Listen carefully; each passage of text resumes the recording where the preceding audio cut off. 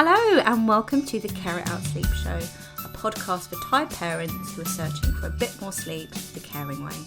I'm your host, Kerry Secker, infant sleep consultant, founder of my unique sleep approach, Care It Out, and your caring sleep supporter. I really hope you'll join me on my mission to get small to settle night's sleep without the tears, training or techniques. I love talking about sleep and I can't wait to share my sleep subjects with you. My approach to getting you more sleep is simple, straightforward, but above all, it's got to make sense and feel best for you. Ready to get more sleep? Then let's get started. Hello and welcome to the Care It Out Sleep Show. You are listening to your host Kerry Secker and I hope you are all really well. This is podcast record take 4, I think. I went to record it numerous times yesterday and every time I sat down to record it, I just started talking and got into the flow. And there was a drill outside the window, and then somebody started one of those machines where you feed the trees in and then it cuts it up and it's really noisy. People yelling outside the window. So hopefully I'm going to have more luck this time. I hope so, otherwise I'm going to miss the deadline of getting it out for next Tuesday. Anyway, I hope you're all really well. Today I am going to be talking about napping at nursery. So I thought, I haven't actually done a podcast episode on this sleep subject, which is, I'm surprised there's not been one so far because I think there's 24 episodes of it now, which is amazing. It's gone so quickly. And the reason why I'm doing this is I think it's quite poignant at the moment. So if you are listening to this in the future, it is, I don't even know what year we're in, July 2020, and I'm based in the UK.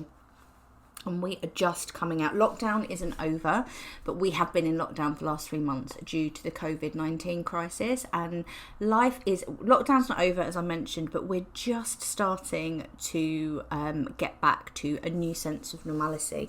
And lots of you are going back to work. I've had lots of messages, emails and messages from you saying that you're going back to work and that you're worried about your small napping at nursery. So I thought it would be a really good chance to go through this on a podcast, because I've got lots of sleep suggestions and lots of reassurance to answer on this. I do use, when I'm talking through this, 2 things. Is one, I'm going to use, the podcast episode is called Napping at Nursery, because if you follow me for a while, I like a bit of alliteration. And I just think it's a nice and tidy. However, you can use wherever your small is going to, whether that's nursery, childminder, grandparent, nanny, au pair. You could pretty much use all the sleep advice and sleep suggestions that I'm going to share in this episode with any childcare. I think that's really important. It's not just nursery, childminder, nanny, au pair, grandparent, friend. I think I've covered all bases there. And the other thing is, I use the word small, and I've had quite a bit of criticism about this. People have sent me lots of messages going, what's wrong with the word baby?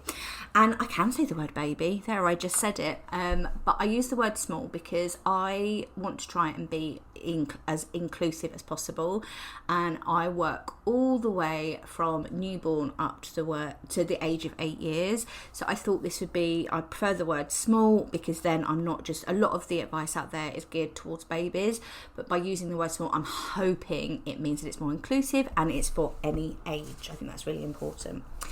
So let's dig in then. So napping away from home, so napping at nursery. It's a big transition for you both. It's a big transition for you and your small.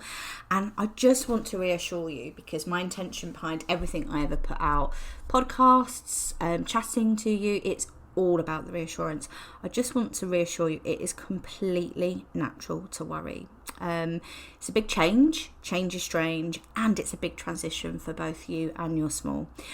And it's also natural to panic and wonder, how on earth are they ever going to nap at nursery? Like, it can just feel, I don't know how it feels for you, because nobody can, but I can imagine. I speak to lots of parents and they tell me, like, I just can't even imagine or comprehend how my small is going to sleep when they go to nursery. And that is a big worry, because you're worried about going back to work, making sure that your small is getting the best care possible, they're sleeping and napping at nursery, and that the sleep doesn't hit the skids because of that, especially if you've been working really super hard to get your sleep in place.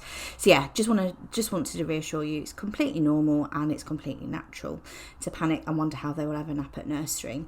And I just want to, again, it's all about that reassurance, isn't it? But smalls and you are very adaptable. And I know it sounds super unbelievable when I say this, super unbelievable, but chances are they will nap. They will go there and nap like a champ. And if they don't to begin with, because it's a transition and transition takes time, it does usually settle all on its own without you doing anything. So I hope you find that reassuring. It just takes a little bit of time, that's all. And then it's also logical to think that what they need with you to get down for a nap, that's what they're going to need at nursery. So for example, if you feed or if you breastfeed or feed your baby to sleep, or you rock in a certain way, or you do a certain thing to get your small to nap, or you've got to work really hard for naps at home, it is natural and logical to think that what they need at home, they need replicated at nursery, or they're not going to nap. But again, smalls are very adaptable, and they also have different sleep boundaries with different people. So the two things here is, one, it seems really logical that if you have to work quite hard or they need a certain something with you to get them to nap, then they'll only nap with that at nursery.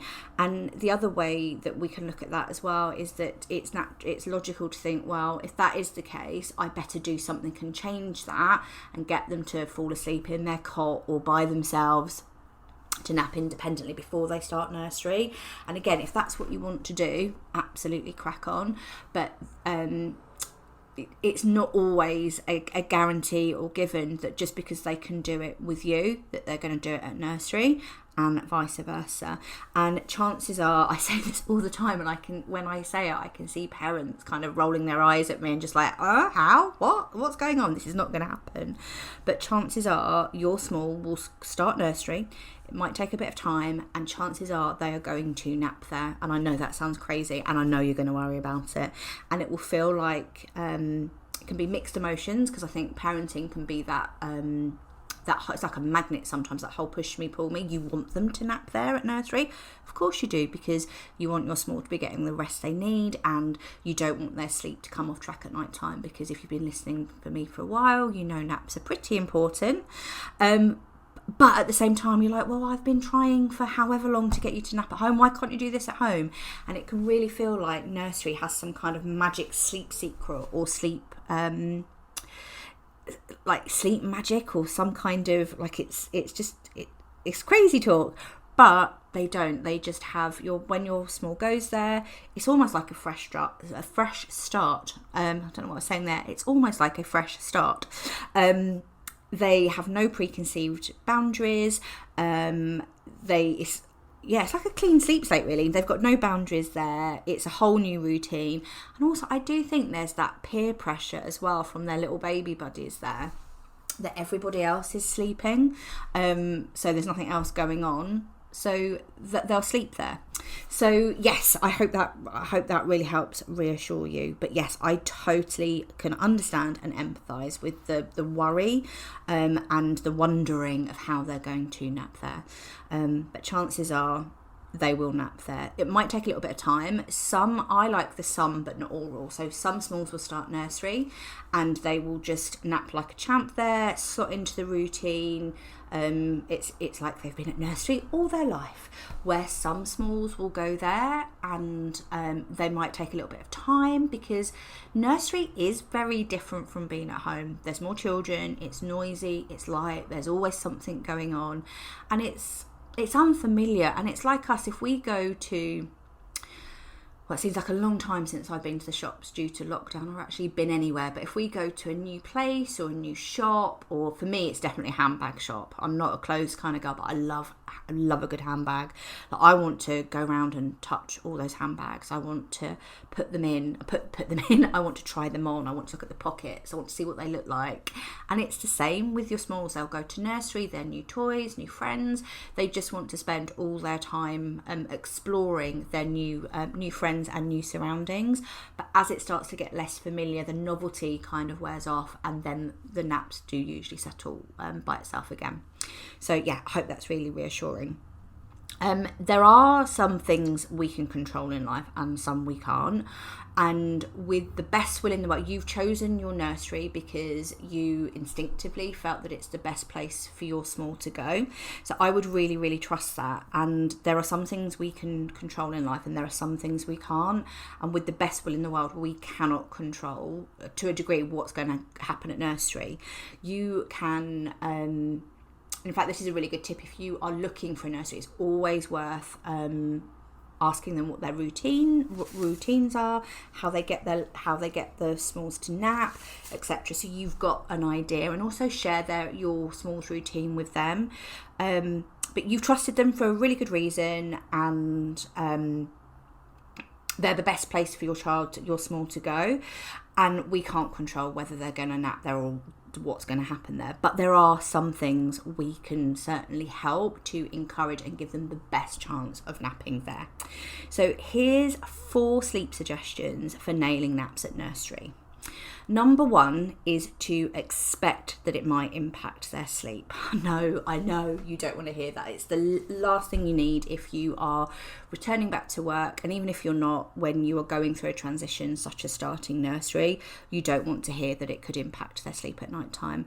But I would much rather keep sleep real and talk you through what's likely to be expected, and some sleep disturbance to their sleep at night time and their naps. It is to be expected, but it's usually only temporary. Give it a little bit of time, it usually settles down all by itself. So sleep suggestion number 1 is I encourage you to expect that it might impact their sleep, both naps and bedtime. It's completely normal because it's a big change. Change is strange. They're away from home. They might not be napping there. But like most things, it's usually only temporary, and it does usually settle all by itself in a little bit of time. Sleep suggestion number 2 is focus on what we can control. So I just spoke about this earlier. In life, and this has taken me a long time to realise this, in life there are things that we've got control over, and some things we haven't got any control over. And I've learned that by surrendering to what I can't control, it's so tricky, but it can really help. Just letting go of what we can't control, and by focusing on what we can do instead, can be really super helpful sometimes. So things that we can't control when they go to nursery, we can't control whether A, they're going to go down for a nap, B, how long they're going to take, or to some degree actually what time that's going to be as well. And again, usually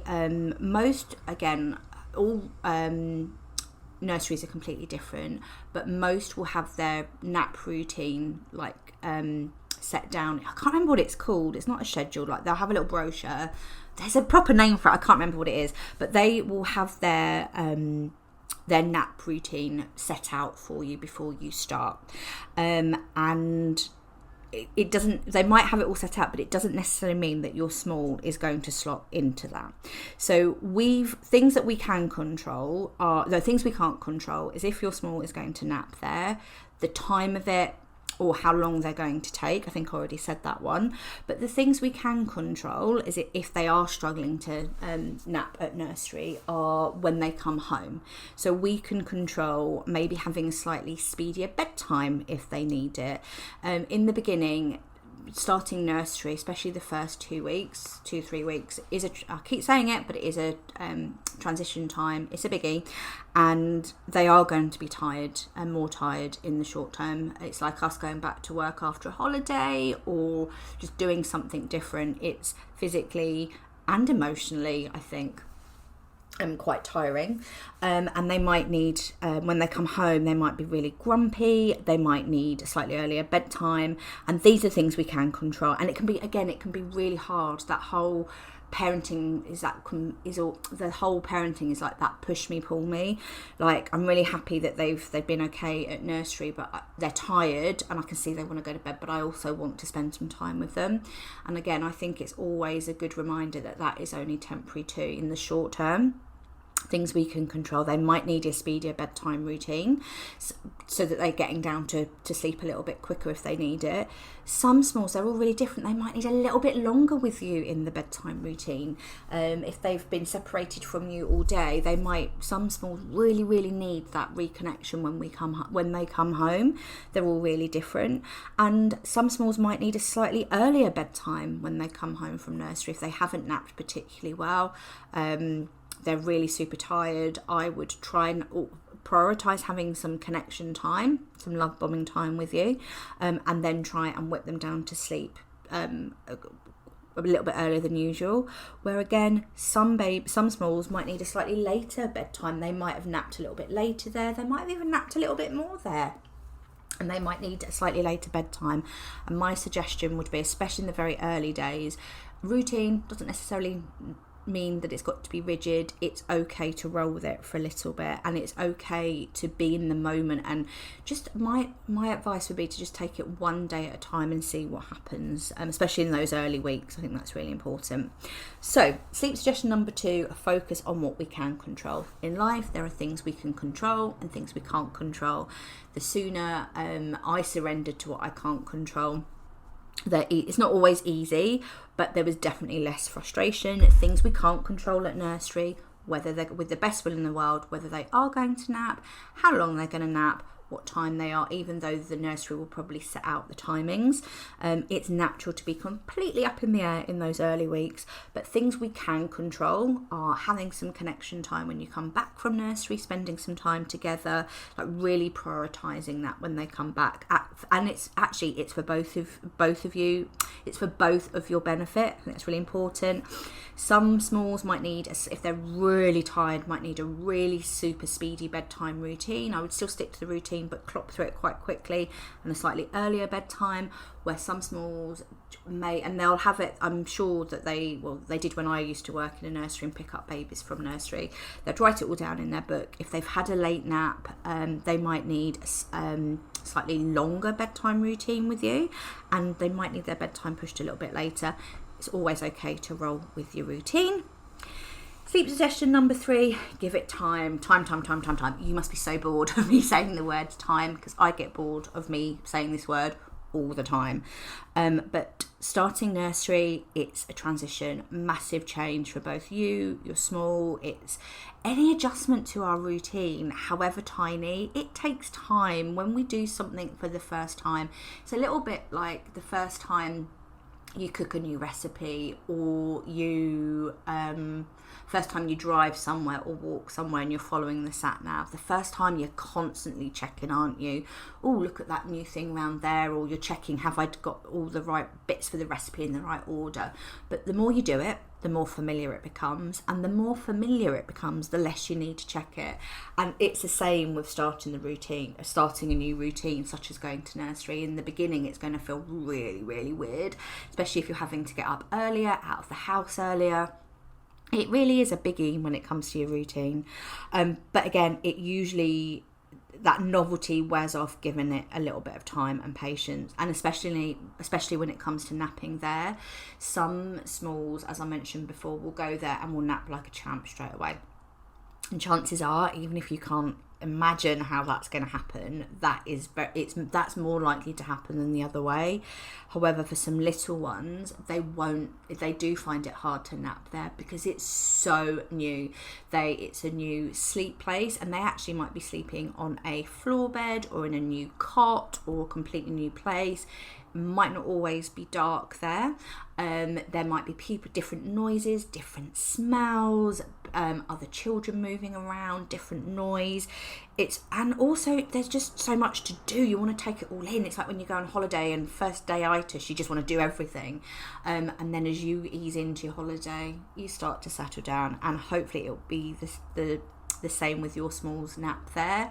Give them a little bit of time. Ask the nursery to always give them that opportunity to sleep. And even if they're not sleeping and they're just having a bit of a quiet time or rest, that can be really super helpful as well. And 9 times out of 10, if they don't, and that's a big if they don't nap there, give them a little bit of time to settle in there. Give it time for the novelty to wear off. give it time for them to get used to their new surroundings, give them time to get used to the new noise, chances are they will nap there, which is great. That's what we want. So sleep suggestion number 3 is give it time. Transitions are tricky, they take time, it's unfamiliar, and it's natural for your small to resist naps there and not want to nap there. And if your small is one of those, it honestly usually settles all by itself, just given a little bit of time. And then my last sleep suggestion number 4, take a familiar object from home and their dummy. If they have a dummy and comforter, if they have one, I would highly recommend taking it with you. In fact, a bonus sleep suggestion for you would be to, if you can, to double up. So buy a couple of dummies, buy a couple of comforters, use them before you go, and then actually leave them there so that you don't end up getting to know. You've got enough to, especially those first few weeks, you've got enough to remember without worrying, have I remembered their dummy? Have I remembered their comforter? But if you leave, normally most nurseries will have like a little cubby hole or a little peg or a bag there, and you can leave the comforter and dummy there so that you don't you don't forget it, and that gives them the best chance to nap there as well. So I'm not necessarily saying introduce a comforter before you go, but if that's something you want to do, there's absolutely no harm in doing that. Some you might find that you all have the comforter around, but your small is absolutely not interested in it at all. But then when you take it to nursery with them, then that's when they'll kind of reach out for it. So that's worth it. If not, taking a little muzzy sprayed with a little bit of sleep spray or a little bed ted from home, that can really help them to feel familiar, and that can help to get them to nap there as well. So this was quite an easy one. Sleep suggestion number 4 is take a familiar object from home with them. Whether you want to introduce a comforter, a little muzzy that they can take with them, that can help them to just, again, nothing is a miracle cure to get them to nap there, and there's no guarantee, but having something familiar from home can help them. And just a reminder that if they do have a dummy or comforter that they're used to at home, take that and spares. And bonus tip would be to leave it at nursery, because I've definitely done that before, where they can't find a dummy and you turn up and they've got someone else's dummy in and you're like, what is going on? And then actually I've got 2 last pieces of advice actually. One I've actually just thought of. What did I just think of? Yes, it's natural that you might want to start thinking about moving away from feeding to sleep or rocking to sleep. I honestly would only change that if you want to change it, because as I mentioned before, it's logical to think that what they need to nap for you, so in a pram, rocking on, sleeping on the breast with a bottle, you're cuddling them off to sleep, natural to think, well, that's what they're going to need replicated at nursery, and they're not going to nap without it. But chances are different boundaries with different people, and there's no guarantee that if you did that anyway that it's going to help with nursery. But if you wanted to move away because for whatever reason it gave you a little bit more control over it, you felt you were doing something that you wanted to move away from it, there's absolutely no reason why you can't do that. And in some cases it can help, but I just always, again, like to manage expectations. And if you did want to do this, I go through all the tools that I use in practice. A really good starting point for this in my bedtime boundary e-course, and you can use it. It's called bedtime boundaries, but you can use it at naps too. And what I'll do is I'll pop that in the show notes for you. But I would only recommend doing that if that is something you really wanted to do. You weren't doing it for someone else. And then I promise this is the last piece of advice now, is if you are at all concerned or worried about your small's routine there, how they're going to nap, it is always worth speaking to your nursery. I used to work in a nursery. I did some training in a nursery. This is quite a few years ago, and everybody that I worked with, they genuinely have your small's interests at heart, and it's always worth chatting to them. And I'm sure they'll be able to reassure you about your small's routine, or will be happy to answer any of your questions. So yeah, if you're in any doubt, it's always worth speaking to your nursery. Well, as always, I hope you found that reassuring and informative, and it gives you some things to try. And the most important thing is, I really hope you're going back to nursery and going back to work, that both of you, all of you, make that transition and it works for you. What I'm going to do now for the last part of the podcast is, some of you sent in some questions. I think I can't remember whether I put it on Facebook or Instagram. It was one of them. It might have been both. And I got sent in loads, as you can imagine. Whenever there's a call for questions, you guys have a lot of questions, so it's a good job. I like answering the questions you ask. But I think I had over 100. Many of them were the same, and what I've done is I've spent some time this week and I've managed to get them into 6 questions. I don't know how I've done that. So what I'm going to do now is just go answer 6 of the most frequently asked questions that you asked about napping at nursery. So number 1, my child uses blackout blinds for naps. What if this means they have problems napping at nursery? I'm going to be honest, I've never come across, I haven't been into a nursery for a while, so I haven't come across a nursery that uses blackout blinds, but that doesn't necessarily mean that they're not out there. And again, it is normal. If your little one is used to having blackout blinds, likes it dark for naps, and then at nursery, it's a little bit lighter, chances are they might find it a little trickier to get to down for nap at nursery. But this comes, we don't know. We can never prevent or preempt them knowing how they're going to respond. You being their expert, always have a better idea of how your baby or your small is going to respond at nursery, or what they're going to do. But in all honesty, we never really know for 100% certainty what is going to happen until we're there. And that's why my approach is always, it's about being a little bit gung-ho, giving it a go and seeing what happens. So my suggestion would be to ask whether they've got blackout blinds at nursery, because you never know, they might have, and that could ease your worries, which is normal.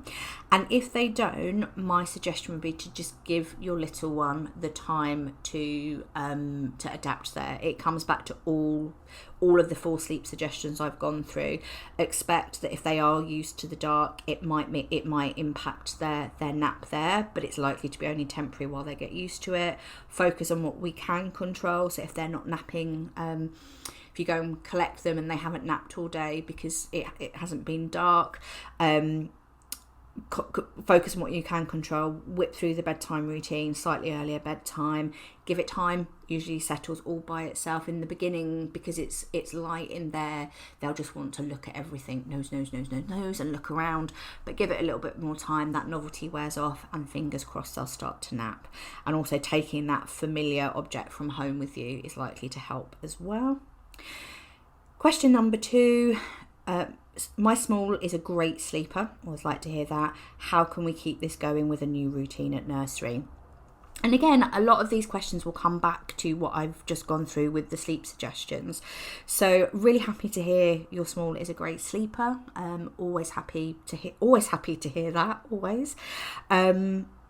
It's natural that starting nursery, I really hope that if they're a great sleeper at home, that they'll just slot into their new nursery routine okay. But again, we never know how they're going to respond, and we can't prevent or preempt that from happening. How to keep it going with the new routine at nursery, my suggestion would be to just try and stay as consistent as possible at home with the bedtime, with the routine, with what you're doing. And also just expect that it could impact their sleep a little bit. Sleep isn't just about sleeping and rest and restoring ourselves. We also download the day's experiences, and you think about how stimulating and how much it's amazing. It does them. It's going to be great for them, all the new experiences and the things they're going to learn, but that can have an impact on sleep time, because they'll just want to, at the end of the day at bedtime, I hate that phrase, at the end of the day, but I'll actually use that in a literal sentence there, but at the end of the day they are going to want to go through their day and have a think about it. So expect that it might take a little bit of a hit. Their sleep might take a little bit of a hit, but again, just know it is very likely to be very temporary. So I think if your small is a great sleeper at home, really hoping that they can continue that at nursery with the new routine, I would just try and stick to be as consistent as you possibly can with what you're doing at home, and fingers crossed, if it comes off track, it will settle all by itself.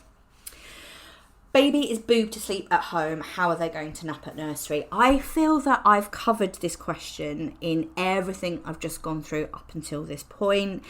Just with this, I get this so much, and it is so logical to think that if my baby needs the boob with me to get to sleep, then that's what they are going to need every time they nap and with someone else. However, I'm not saying it's a definite, because again, we can never prevent or preempt how they're going to respond. But chances are, when you're not there, they're tired, they've had enough awake time. They know that the breastfeeding, the boobs aren't an option when they're at nursery, and chances are, given a little bit of time, your nursery worker, their key worker, or whoever's putting them down for naps, will find a way to settle them without boobing, because that just isn't an option at nursery. But again, it might take time.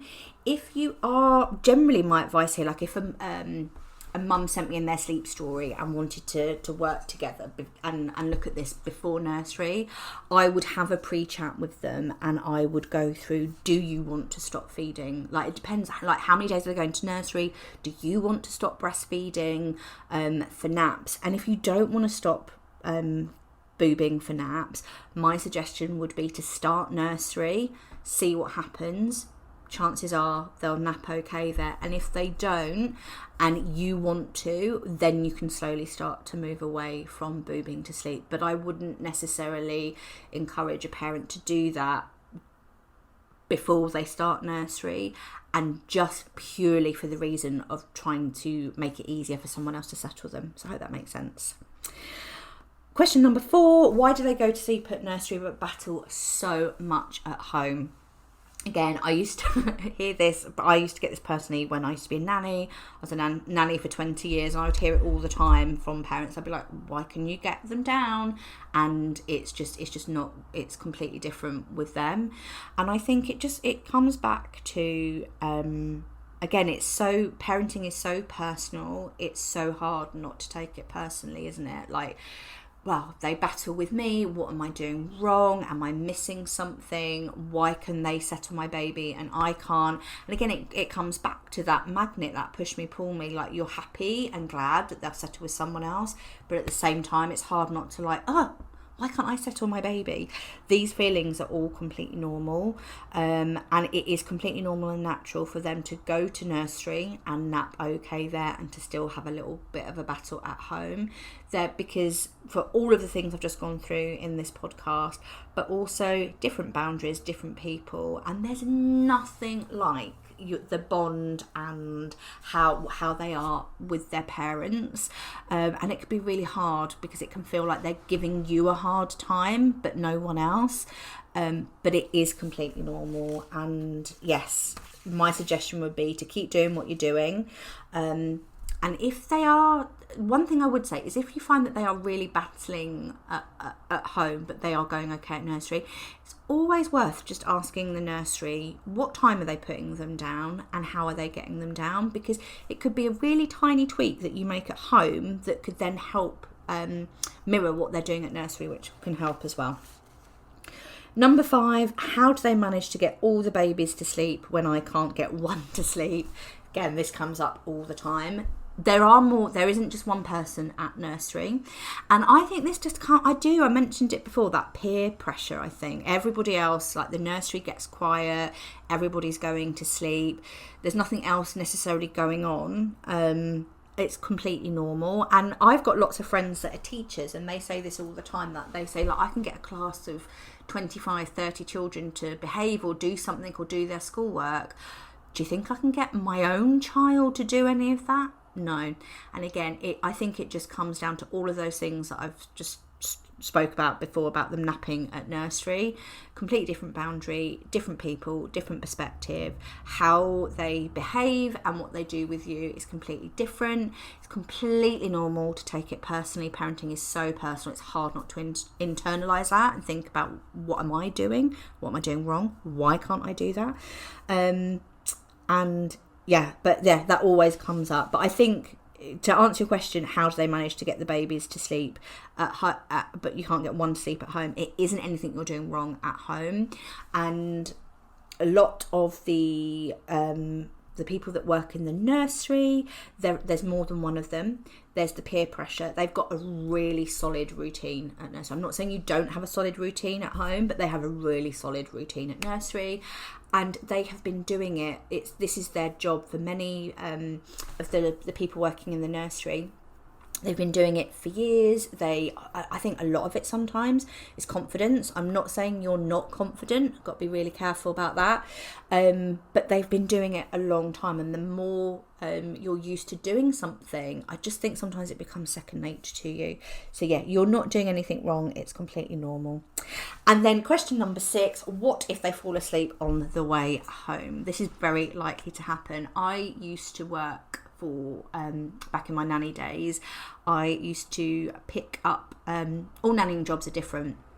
And I used to do a pick up on a Wednesday I used to pick the 2 little girls up from nursery, drive them home across London, so from Waterloo all the way back to North London, and the pick-up time was 5, and invariably one of them would fall asleep or sob the whole way home. And it's horrible, stuck in London traffic. There's nothing you can do. You can't park the car. You're stuck. You can't stop because you're on the red way, blah, blah, blah, blah, blah. So yes, I don't know how it feels for you, but I can totally feel your pain with that danger dose time if they do that. And again, for me, this you've just used to come down to, we can only control what we've got control over. And if we are driving solo in a car, wherever we are driving, whether that's in London, country lanes, wherever we're driving, it's not always possible to stop them from falling asleep and having a danger dose on their way home or in the buggy. Things that used to help, I would give if I was in a buggy, but if they were in a buggy or you felt comfortable giving them food in the car, not everybody does that for safety, I would probably give them something to eat, sing, chat, have the windows open, try and keep them awake. But if they did fall asleep, there is absolutely nothing we can do about that, and I would just make sure that you wake them as soon as you get home. And again, this is usually, it's temporary. Having said that, one of the girls always used to fall asleep. It is usually temporary, and it gets better as they just get used to their new routine and it just becomes more familiar. Wake them when they get home, push bedtime in, and sometimes it works in your favour because they can push a little bedtime a little bit later. But just bear in mind, actually, that danger dose, yes, danger dose, if they nap anywhere past 3 as they get older, it can have an impact on them going to bed at bedtime. But also starting nursery, it's such a big thing that you might be surprised that they'll have a danger dose and then still go to bed at their normal bedtime because they're so full of the day that they're exhausted anyway. So I hope that's helpful. Well, as ever, I really hope you found this episode useful and reassuring. That's all I ever want from these little episodes, is that you find them helpful, reassuring, sometimes a little bit funny, and you feel that you've got some really simple and straightforward sleep suggestions to put in place that could help. I will see you, or thank you also. I can't even speak today. It's Friday. Thank you all so much for listening and tuning in. If you have really enjoyed this show, please share it with one of your parent pals. Chances are they would really like it. Any rating, any reviews. I love knowing that you are listening. I love that you love listening. I love knowing that too. Big love and sleep solidarity to you all, and I will see you in another 2 weeks. Thank you so much for listening to me, your host, Kerry Secker, on the Care It Out Sleep Show. I really hope you found the podcast reassuring, informative, and a little bit fun. If you did, please don't forget to subscribe to the show below, and I'd be so grateful if you could leave me some fabulous feedback. I always love hearing from you, and one lucky listener will win lifetime access to my Bedtime Basics e-course every single month. My next podcast episode will be out in 2 weeks' time. But if you can't wait for more of my sleep shizzle, you can find me over on Instagram at Carrot Out Sleep Consultant. I update my sleep squares and speak sleep there on the daily. Big love and sleep solidarity to you all.